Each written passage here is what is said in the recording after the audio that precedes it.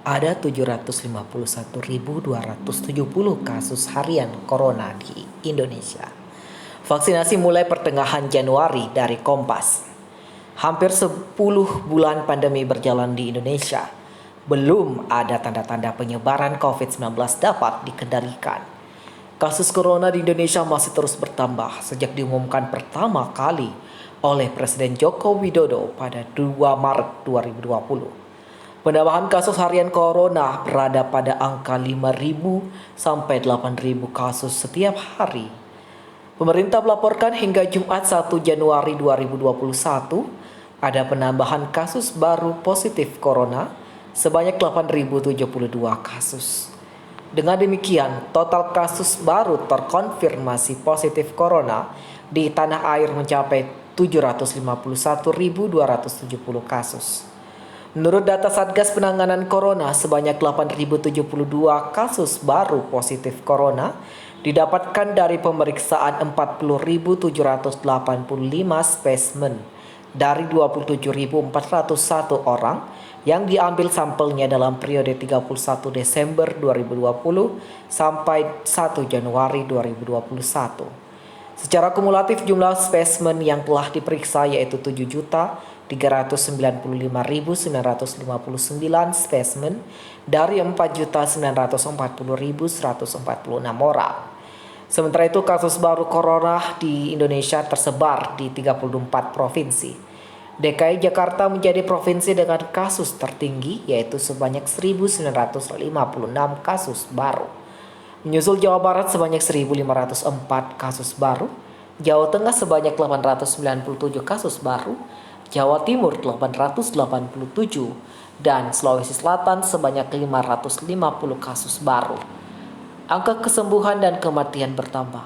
Meski kasus harian corona terus bertambah, angka kesembuhan pasien corona juga bertambah 6.839 orang.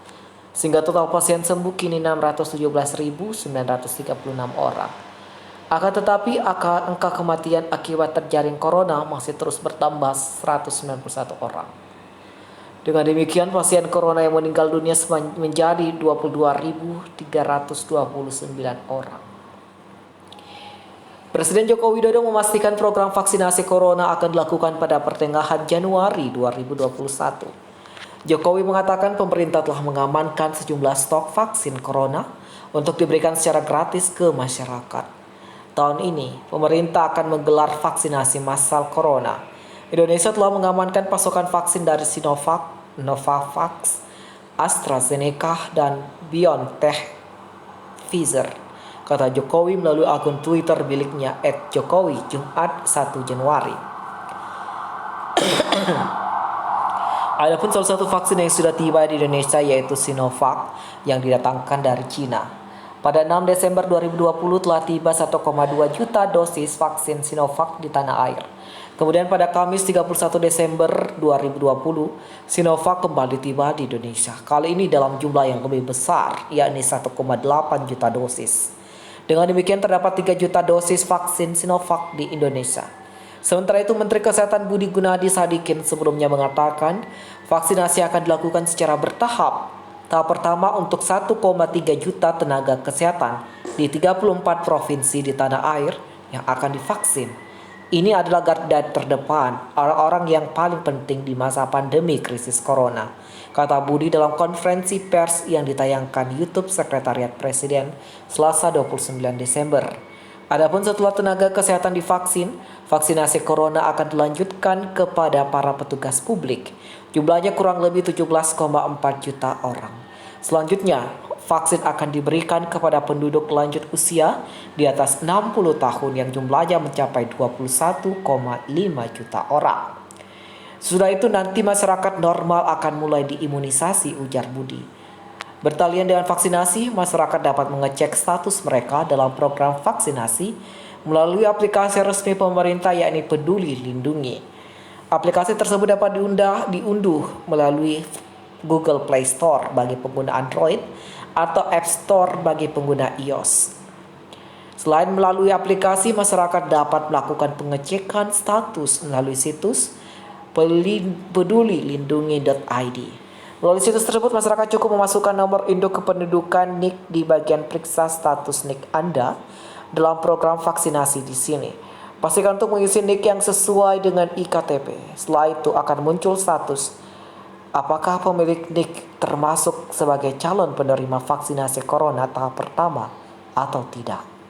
Dalam situs tersebut disebutkan bagi tenaga kesehatan yang belum tercatat sebagai calon penerima vaksin tahap pertama, diminta untuk melengkapi data diri. Data yang dimaksud berupa nama, NIK, alamat, nomor telepon, tipe tenaga kesehatan, dan dilengkapi dengan surat keterangan dari Kepala Fasilitas Layanan Kesehatan yang menerangkan status mereka sebagai tenaga kesehatan di fasilitas layanan kesehatan terkait. Kelengkapan data tersebut dapat dikirimkan melalui surelvaksin@pedulilindungi.id. Selain itu, dalam situs tersebut disebutkan calon penerima vaksin corona akan mendapatkan SMS lagi dari Peduli COVID untuk diarahkan melakukan registrasi ulang secara elektronik.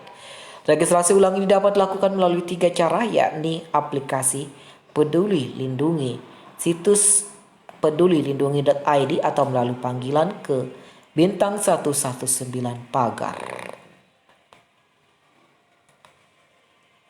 Wow.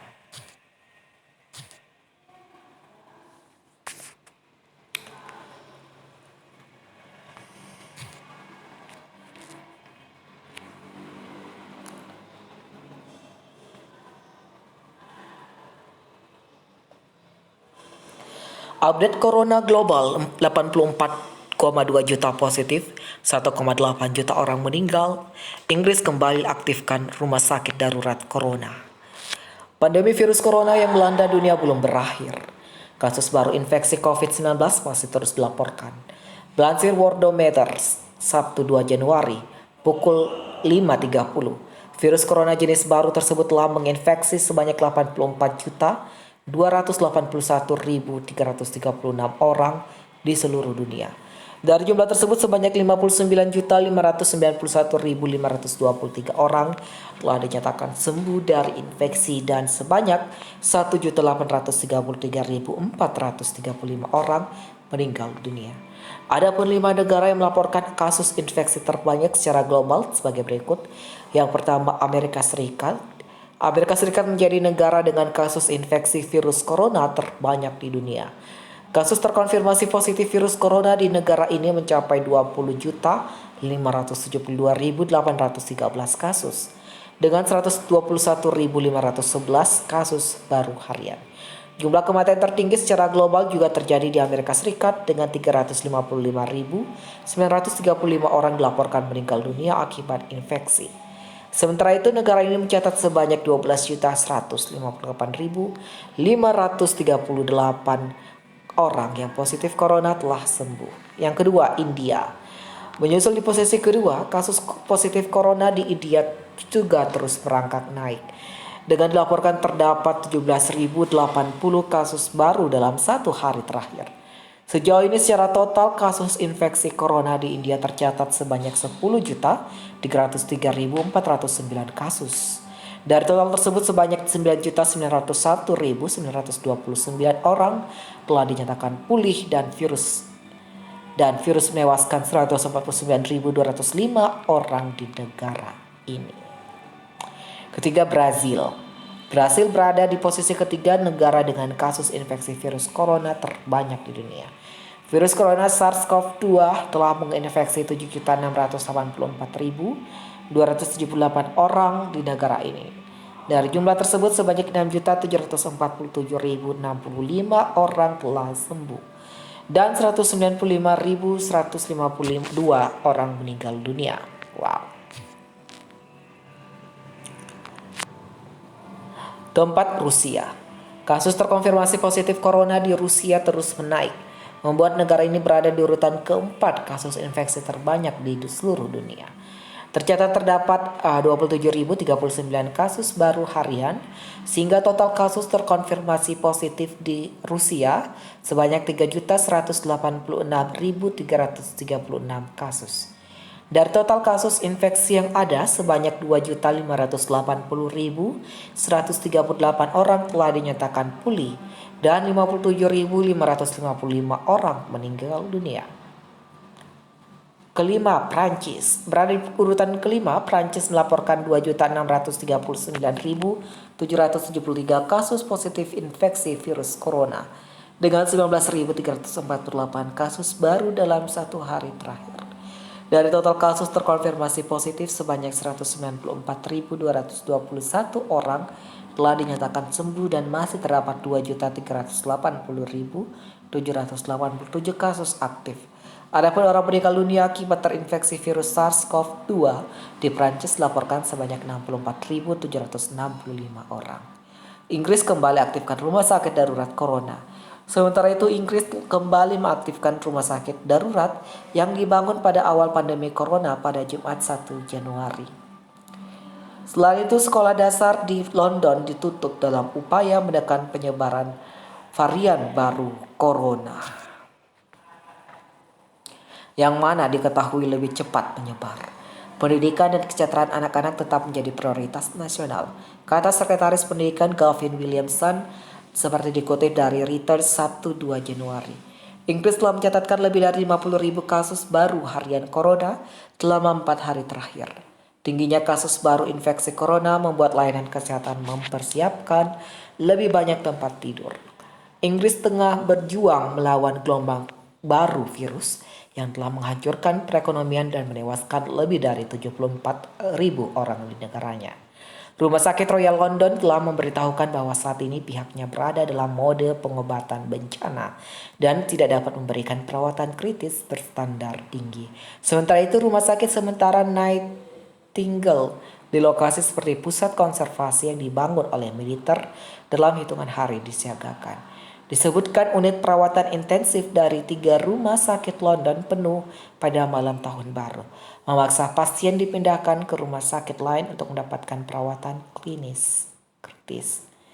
Untuk mengantisipasi tekanan yang meningkat dari penyebaran infeksi varian baru, NHS London Region diminta untuk memastikan Nightingale diaktifkan kembali dan siap menerima pasien jika diperlukan, ujar juru bicara National Health Service.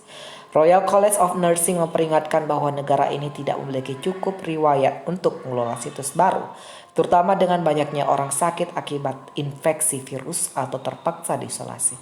Terkait dengan sekolah, pemerintah harus menutup semua sekolah dasar di daerah ibu kota setelah meninjau tingkat penularan. Wow.